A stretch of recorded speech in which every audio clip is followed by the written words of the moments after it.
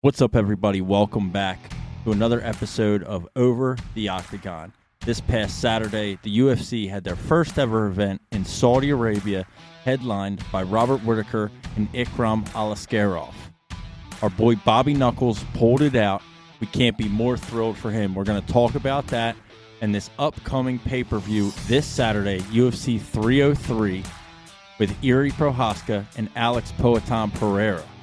This card from top to bottom gets pretty stacked, so make sure you check it out this Saturday. Listen to our takes on every fight throughout the prelims, the early prelims, and the main card. If you're not already, don't forget to subscribe to our YouTube channel, like the video, hit the thumbs up, make sure you ring the bell so you never miss another one. See ya. Peace. Hey, pussy, are you still there? I actually admire that you can actually be this fake. And like when the TV comes on, how you can just change. You're the scum of the earth. You don't doubt me, I couldn't do it. The odds that I couldn't do it. Look at me now. Lebanon, headshot dead. That's it. What it do, my boo? What's up, baby boy? Man, dude, you already know what it is. We're back again with another episode of Over the Octagon podcast. If you don't know, now you know. So make sure before the end of the video, like, subscribe, comment. You already know the vibes. Murky, what's up, dog? Hell of a Saudi Arabia fight night last night. Well, really not last night for us. More like yesterday afternoon. I'm a big fan, actually. I didn't used to be, but maybe now in my old age, I'm becoming a big fan of the 3 p.m. main card start. Yeah, it was nice if I didn't have shit going on. Wish I had a bunch of shit going on, but I found ways. I had my phone, Hulu app. We make it happen. We made it happen, especially for the main card. Prelims were a little bit backed up because it was right at 12 o'clock for us. So yep.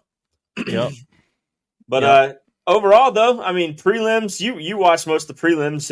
Out of all of those fights, I feel like there was a couple of them that were really, really good, and then. There were some all right ones, nothing too wild. Yeah, I mean, majority all decisions. There was one finish on the prelims. Every other fight was a decision. That finish from Felipe Lima over Muhammad Naimov. Felipe Lima took this fight on super short notice. It was his UFC debut. So I'm just going to say now, for people listening to this, keep that name, Felipe Lima, fighting at featherweight, 145 pounds. Keep that name fresh in your mind because that boy is good. Was he an underdog too? Good. It was even odds. It was? Okay. Even odds, but he took it on super short notice, like less than 2 weeks. Wow. Sounds like a lot of that's going on here recently in the UFC, doesn't it? Yeah, but apparently he was set to defend a belt that he holds in a regional promotion somewhere else in the beginning of July, so he was already in fight camp. So not a bad call. Yeah, not bad, I guess, for him to take it on short notice in that situation. But I mean, dude, great fight. His speed, he's so fast. His speed and his striking was awesome. He's great on the feet, and then when it got to the ground, you could just tell that he was steps ahead. He was levels above, and he ended up, I believe, getting the finish with a rear naked choke in the third round. So shout out to him. I mean, you had some really good fights on. I feel like Dobby and Renault was pretty damn good. That was a scrap, dude, all the way down to the end. It was decisions on the prelims too. Right, all decisions, all close decisions. I think, Nicholas Dalby. I'm not even going to attempt to say this guy's last name. Renat. That's why you have me, dude. Fakhretdinov. Fuck right off, dude, is what his last name. Yeah.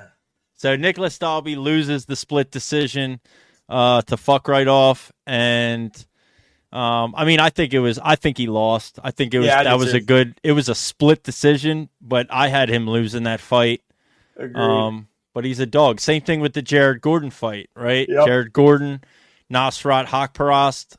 Jared Gordon loses a split decision. Obviously, being the American and us, being in the region of MMA Twitter we're on, I saw a lot of people that like had Jared Gordon winning. I didn't. I give Jared Gordon hella props. He's a fucking dog for that fight. But I just, there was way too many failed takedowns. Yeah. I felt like Haqparast on the feet, his striking was way more effective. Like they may have been fairly evenly matched by the numbers, but just damage-wise, you could tell when Haqparast hit Gordon more than you could tell when Gordon hit Haqparast, if that makes sense. It was very close. It was. Split. I think it was a good split decision. Yeah. And there were people talking like he got robbed. I mean, I saw that on Twitter, but it's Twitter when somebody.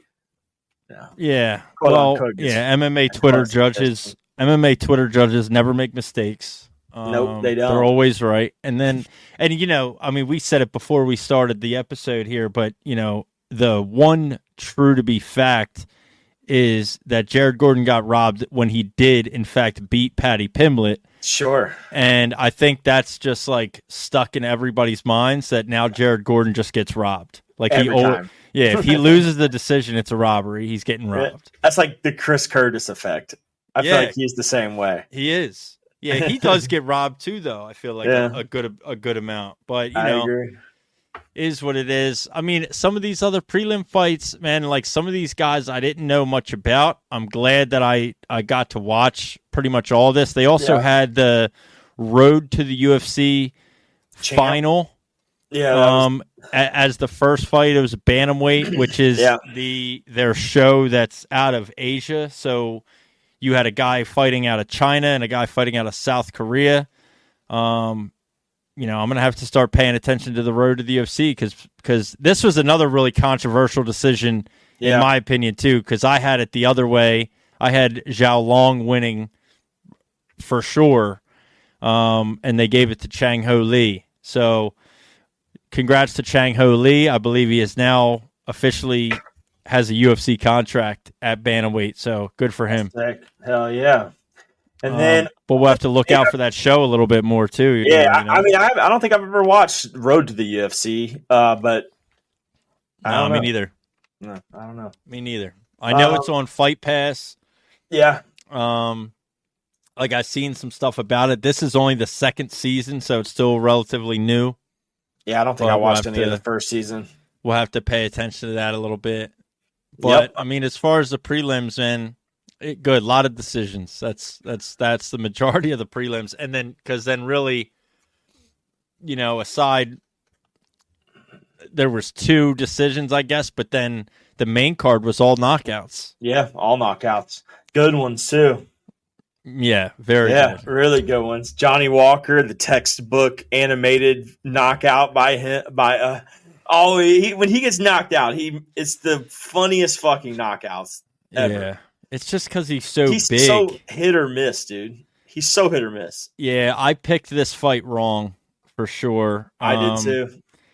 I had a good feeling about Johnny Walker, and then it's interesting because yesterday, watching the prelims and then going into that main card, I had a thought. I was like, dude, he's going to get knocked out. Like, I think he's going to get fucking knocked out. But I didn't change my pick. On our Verdict MMA League, I didn't change my pick, and he goes out in the first round and just gets literally put to sleep. He got knocked. Possible. Yeah, he got knocked down pretty bad, and then Özdemir followed it with an uppercut when he was on the ground that, put him unconscious for a few minutes. So pretty brutal there. I don't know. I hate it for his career because he had so much going. And then it went straight back down. He's just like, I don't know, man. Like even watching that fight yesterday, I don't know enough about him like day to day to speak on, but like from a fan's perspective, just like from the eye test, like he didn't look locked in at all. Yeah. Like he just looked like, kind of lazy, like, I'm here. He plays too damn much. Yeah, and then, you have a guy that has as much power as Özdemir does. I mean, you can't play those games, man. You see how I mean, I'm jumping around mentioning this, but you saw how Volkov treated his fight with Pavlovich. Yeah. Right? That's how Johnny Walker should have approached his fight with Ozdemir. Right? Volkov obviously knows about the power with Pavlovich. Yeah. But that's what you have to worry about, right? If he hits you hard with that right hand, you're going to die. Yep. And he's longer, which so is Johnny Walker. Johnny Walker always has a reach advantage and had a length advantage in this fight. Yep. So did Volkov. Volkov used that length and reach to his advantage and just touched Pavlovich up the whole fight, dude. Yep. Yeah, and with that fight, I mean, I know we jumped a few, but with that fight in particular, I even said it yesterday. Like, I was very impressed by Volkov and how he approached that fight. And Pavlovich got kind of exposed a little bit yesterday as far as like anybody that has a length or reach advantage on him. Yeah. He kind of like he didn't go in to like he didn't I'm trying to I don't know what I'm trying to say right here. I'm trying to get a word out. Close the distance. Yeah, there you go. All right. He wasn't closing the distance like he should have. He was trying to like catch him off of like a counter right or something stupid, which he wasn't able to even get in close enough to him. But I mean, as far as Volkov though, I actually want to see what he's got next. Because he's fairly, I mean, he's not young. Nah, I mean, I don't think he's there's been any, around. Yeah, I don't think there's any, I mean, we've talked about the heavyweight division a good bit. I mean, it's kind of convoluted and clogged up right now with all this bullshit. And then you have Aspinall, Curtis Blades fighting in Manchester, right? And then, John Jones, Stipe. And so, like, for anybody, I don't know that there's really anybody outside of the people that already have fights booked that I just mentioned that have serious title, ability to claim that title or fight for a title. I don't think Volkov does either. Like, Volkov got knocked out by Derek Lewis. Yeah. If we start doing MMA math in the heavyweight division, like, it gets all fucked up. And like Pavlovich, is Pavlovich not as good as everybody thought he was? Or do you just give that, like, is he bad? Did he lose that fight by not being able to close the distance, to your point? Or is the way and the game plan that Volkov had going into that fight the reason he was unable to do that? Dude, I ain't gonna lie, though. If you look back at his record, his last 10 fights. Who are you talking about here? Volkov. Okay. So last 10 fights, his last fight he subbed out to Ivasa. Sure. Fight before that, he knocked out Romanov in the first round. Yep. The fight before that, he knocked out Rosenstruck in the first round. Yep. Then he loses a first round submission to Tom Aspinall. Okay. Yep. Beats Ty Bora by decision. Loses to Gon by decision. 5-round decision. See, so Gon's the only one over him. Yeah, so and that's not easy to do either. I mean, exactly. So I mean, his record speaks for itself. It's not bad. Cyril Gane has to fight somebody. Yeah, I don't know. It should be him. I guess it should be, right? Now that we're kind of looking at that, I don't understand. I guess like why we have this radio silence from Cyril Gane. Like, because he's making a movie, dog. I don't care. He's trying to be a French. What movie is he making?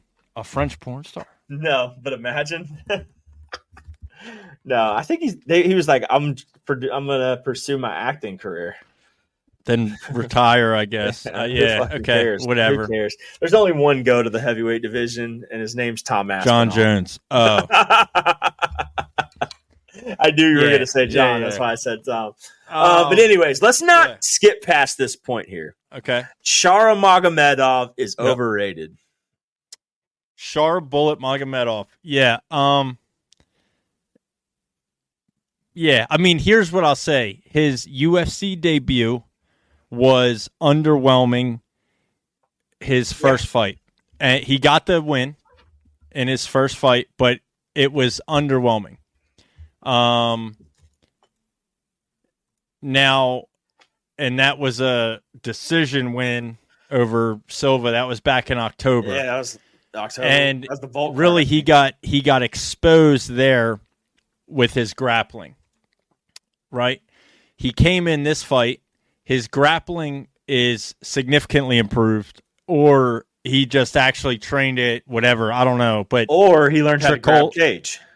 Well, that happened later. I mean, that was third round for sure. That could have swung the momentum of the fight, and I think it's probably the biggest talking point of the fight. Exactly. Because it was relatively 50-50 up until that point.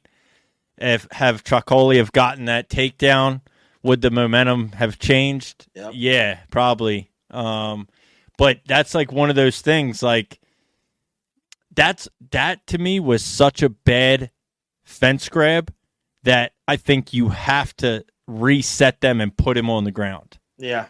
Because he was going down. Like he was think literally it was going not down. Called because they were in Saudi Arabia? No, I don't believe any of that bullshit. That's wild. So? No, I don't believe any of that tinfoil hat nonsense. I just think that's up to the discretion of the referee. Like we saw it earlier on this card. Jason Herzog had one also. I can't remember which fight it was. It may have been the Felipe Lima Muhammad Naimov fight. I'm not exactly sure. But he gave him the takedown and put the guy on his knees.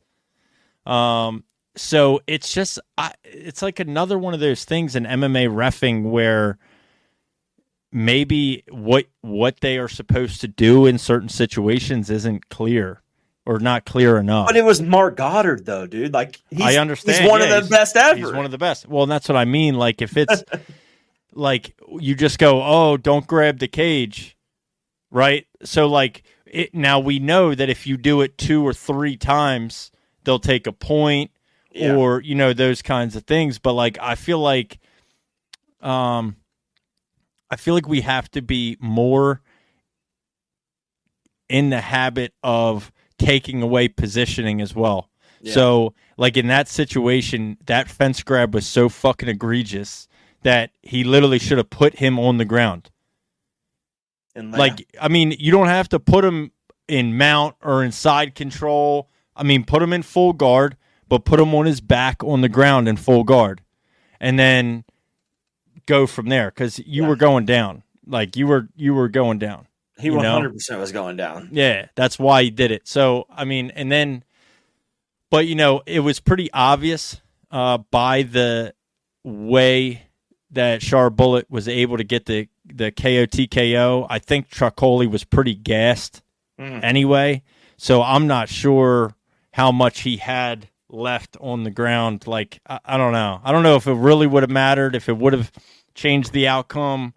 But it's obviously something to talk about. And then another thing to where, like the eye pokes, like, yeah, we got to do something here, right? Like you can't keep just having, that was bad. They got to do something there. They should have taken the positioning away immediately.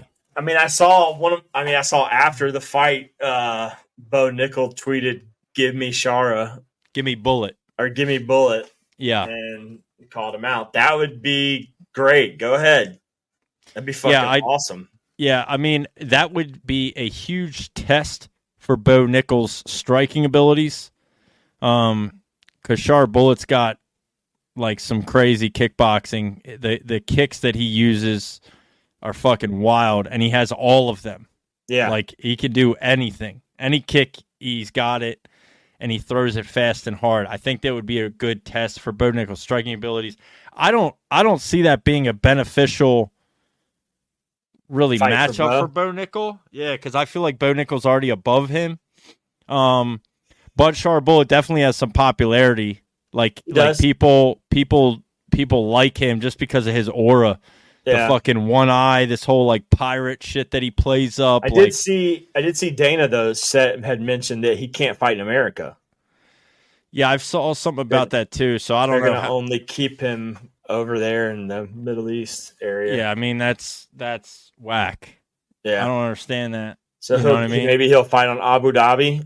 I need to know why. I need to, like, if that's a fact, I need to know why. Like, Probably why? visa issues, or it's no. I saw what it was. It was because American officials, U.S. officials, won't allow him to clear for medical for his eye to fight in America, but over there they will. Huh. Okay. The sports sanction won't allow. They won't clear him to fight in the United States, but they'll clear him over there. And it's his eye thing. That's why he can't fight over here. Okay.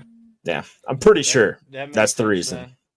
So yeah, I mean, but whatever. I mean, if Bo Nickel wants it and is calling for it, fuck it, give it to him. Yeah, I mean, it'd be a cool fight to make. Yeah, I don't know when they'll be back in, either Abu Dhabi, or this was obviously the first time they've been in Saudi Arabia. They're 2-2 next year. 2 power slap, 2 fucking.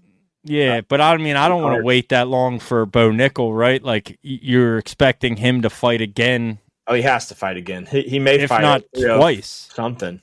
Yeah. He'll probably fight at 3-0. What are we at? 303 next? So he'll probably fight at like 305 or 306. Yeah, we'll see. Maybe. I know all these guys want to get on the Sphere, which is, I think, the 305 card, right? It's going to be slam-packed with Mexican fighters, though.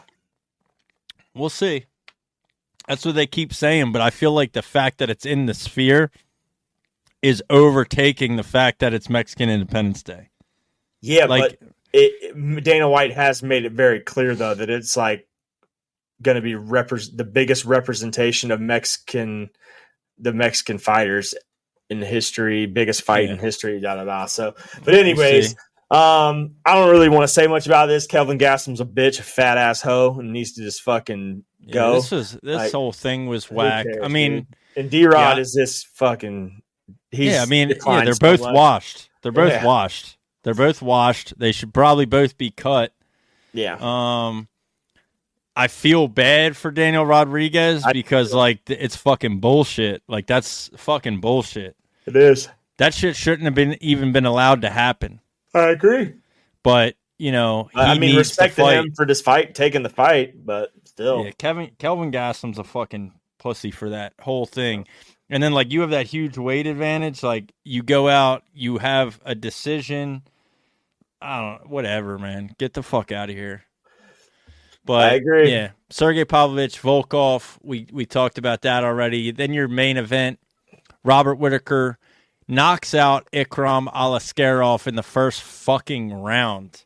Give him Sean Strickland for the number 1 contender right now. Let's go. Yeah, 305 Perth, Sean Strickland versus fucking Robert Whittaker. Well, it sounds like they're going to give Whittaker, or at least at the very minimum, make Whittaker the backup fighter. Which is fair.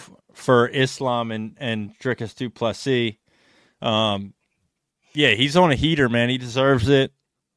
He definitely did not look like himself when he lost to Dricus du Plessis. No, he didn't.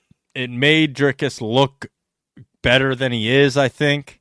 Yeah, I think he's way better than them. Imagine a situation where Robert Whittaker, say Izzy beats him, then we get Izzy Whittaker 2, and then Whittaker wins and goes out. Did they only fight one time? I think it was Izzy and Whittaker?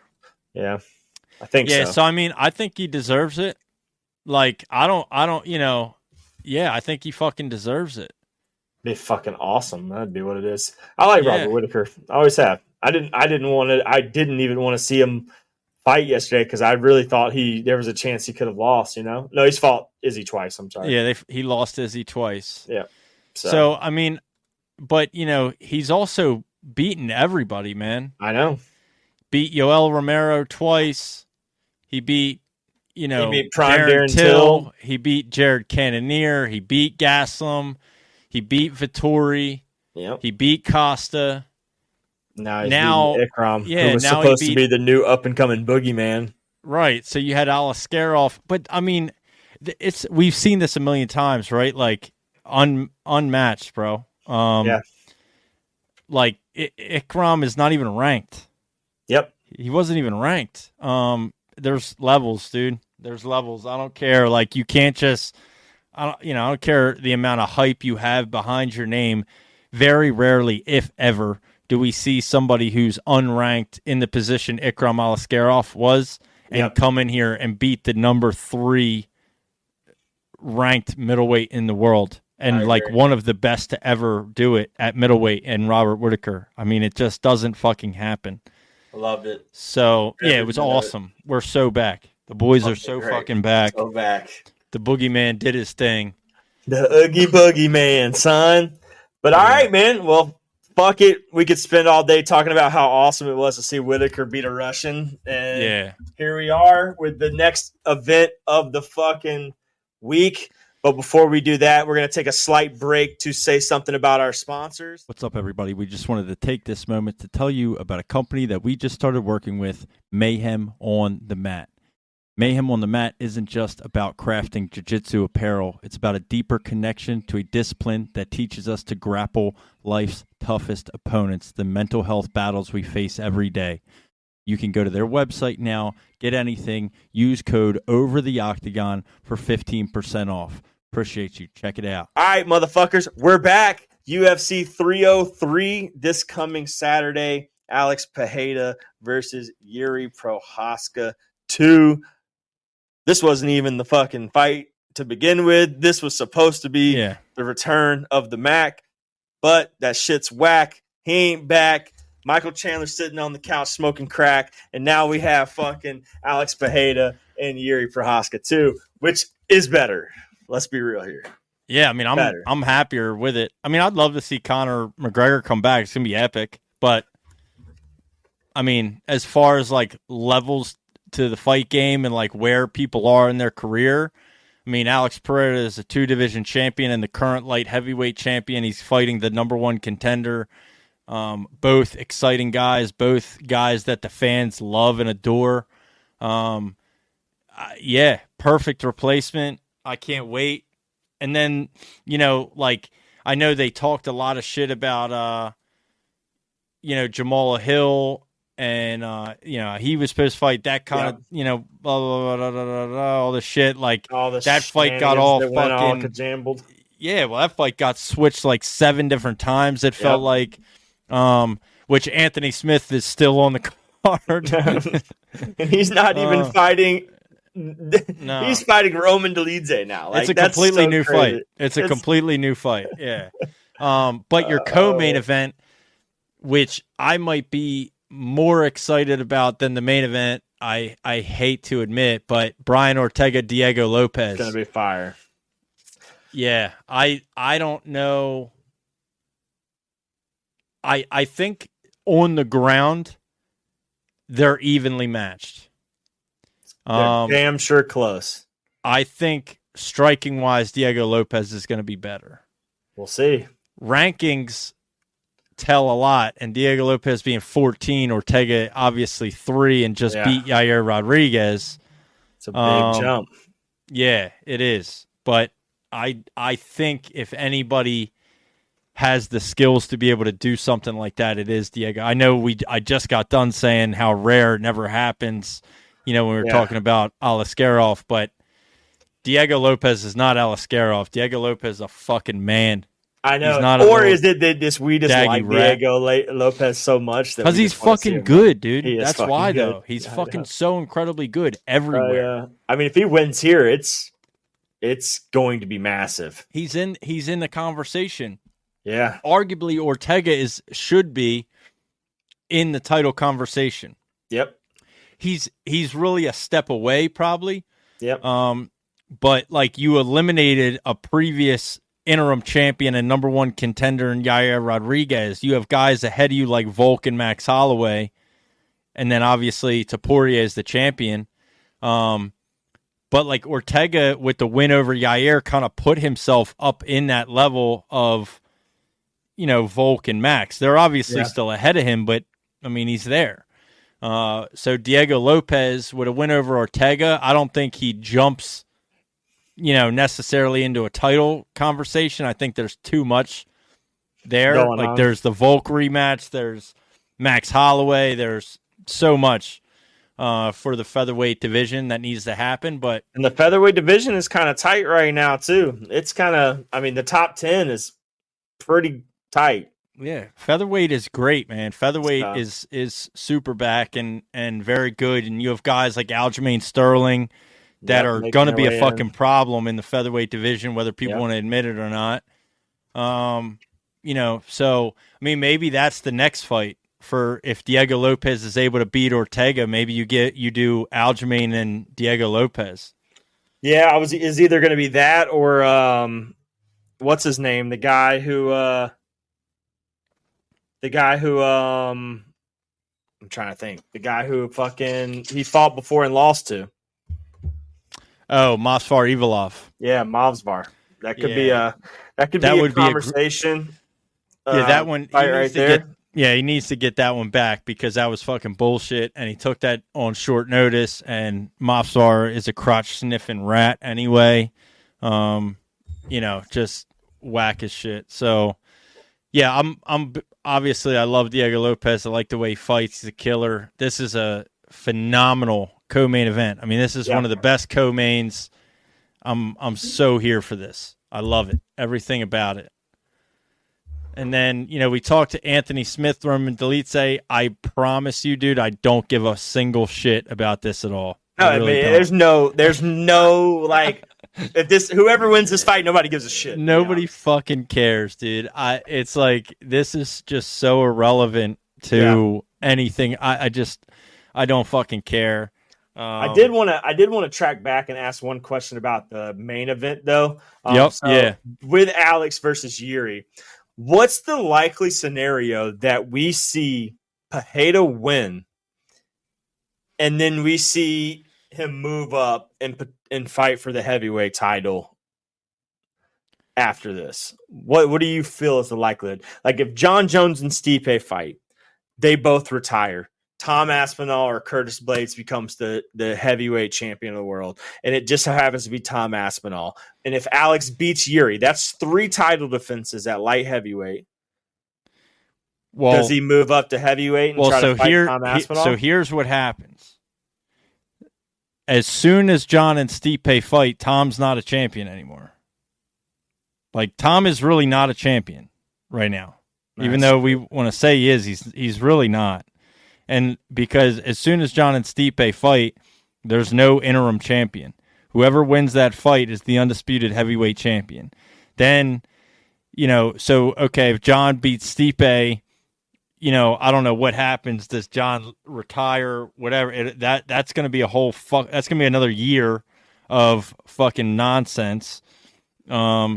But in the meantime, you have Curtis Blades, Tom Aspinall already fighting in Manchester. They're going to fight before John Jones does. Yeah, so that's going to be over. The interim title, though, right? There's not going to be an interim title, brother. That's what I'm telling you. That's so a fake title. It doesn't exist. And he relinquishes the belt. It wouldn't go to the interim. No, champ? It doesn't. There won't be an interim champ as soon as John Jones and Stipe fight. There's no longer an interim champ. That makes sense. Like the whole interim champ thing is such fucking bullshit right now. Anyway, it's fraudulent. So why even do it? We've been saying that for a year, motherfucker. I don't know, because they're fucking retarded. Like the whole thing is so stupid. It makes no sense. Yeah, that's dumb. I don't know if it's for the interim. It's really for a number one contender. That's what it's for. It's a number one contender fight. That they're trying to respect the fact that John Jones is the greatest of all time. If it was anybody else, they stripped the belt.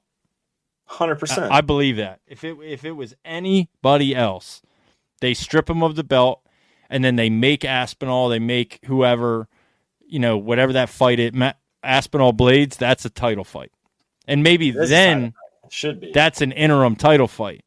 But then when Jones comes back. Like, you don't have guys like, oh, no, I'm not going to fight the interim champion. I'm going to fight the 40-year-old Stipe who has, like, the fuck are we talking about? If it wasn't John Jones, we wouldn't, it would be completely played out totally different. Anyways, to answer my question, do you think he steps up and fights for the heavyweight belt after he wins against Yuri? I mean, I'd like to see it, but I just don't think. I don't know. I don't think it happens. Think about it like this. Okay, not for a belt. I don't think it happens because you're not going to have a champion for. You're not going to have an. Yeah, so make it the fight for the belt. John and Stipe retired. Then you have an open weight division. All right, then so they make Alex versus Tom for the belt. Okay, so here's the problem. When are John and Stipe fighting? It has to be in November. Has it been announced? No, but so we don't even know. Stop. We don't even know when John and Stipe are fighting. Hadn't even been announced. We don't even know if they're gonna fucking fight. Like, shit. If they don't fight this year, it's bullshit. It's unknown. Okay, so they're gonna fight at the end of the year. So there's all of 2024 gone, right? Yeah.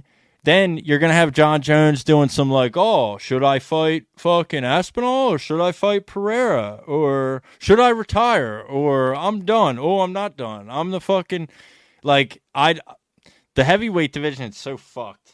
It's so fucked. We'll see. They screwed this whole thing up. If they announce it and then shit happens, we'll see. But they're going to have to fight first. They have to fight first and then you have to decide. But so to answer your question, I would like to see Pereira go to be a 3-division champion. Fuck yeah. I think he's got the buzz to do it. People want him to do it. Yeah.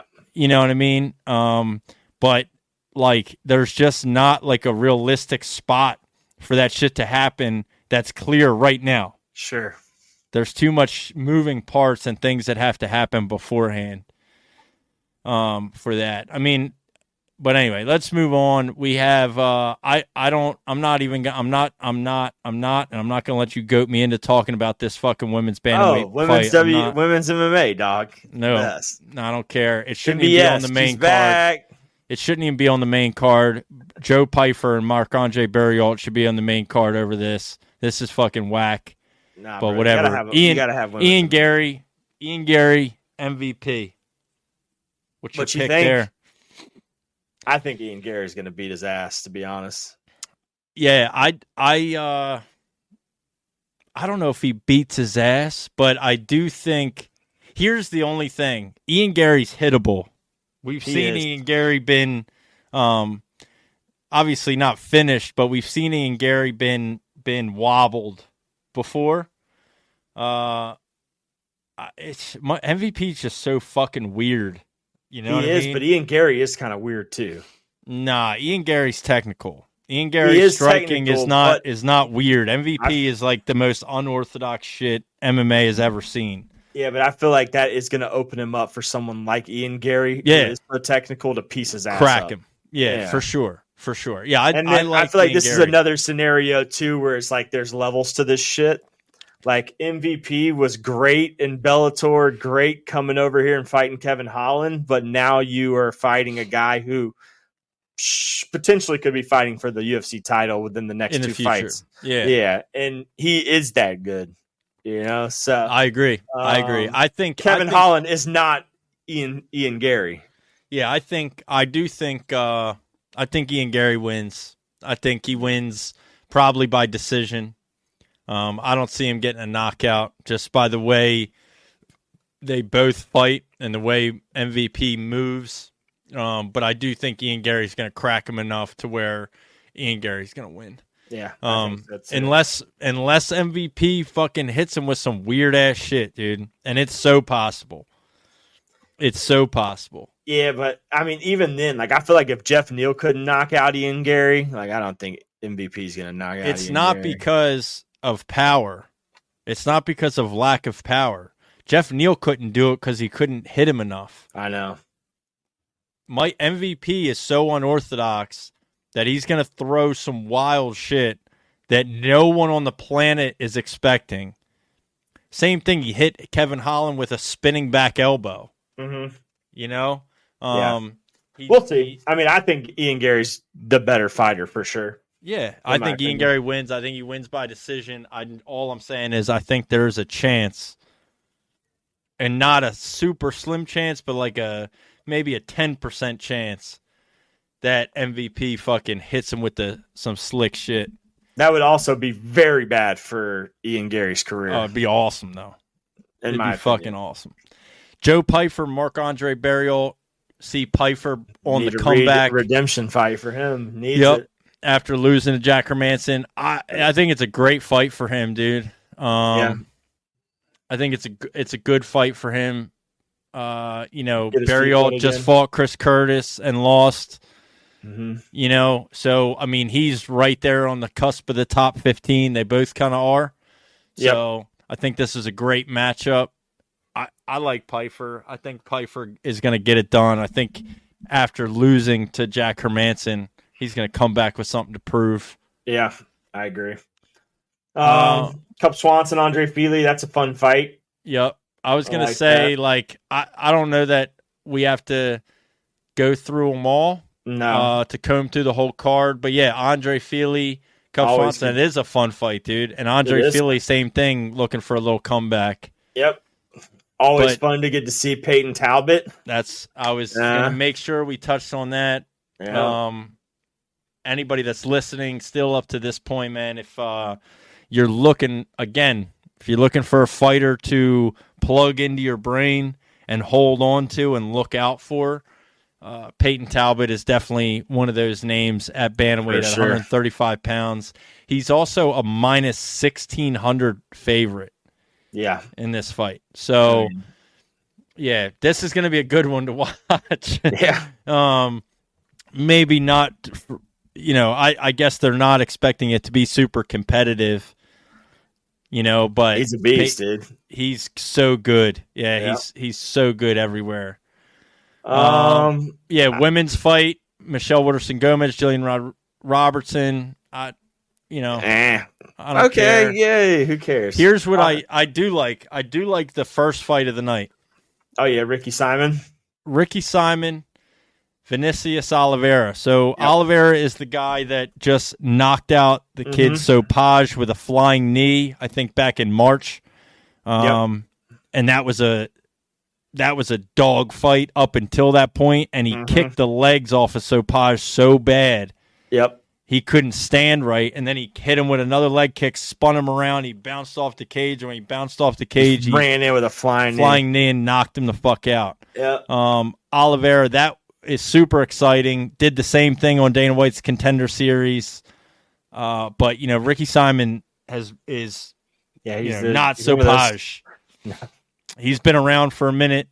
Yep. Ricky Simon's a minus 225 favorite. So we'll see. Yeah, that's just an interesting one to me. Like, how good is Oliveira? Like he's either going to get like halted, or he's going to win and do the same thing, and you're going to go, fuck, this kid's really that good. Yeah. You know what I mean? Like, this is one of those moments for him. We'll see. But overall, Definitely dude, a like, big jump for him. That's your first fight of the night.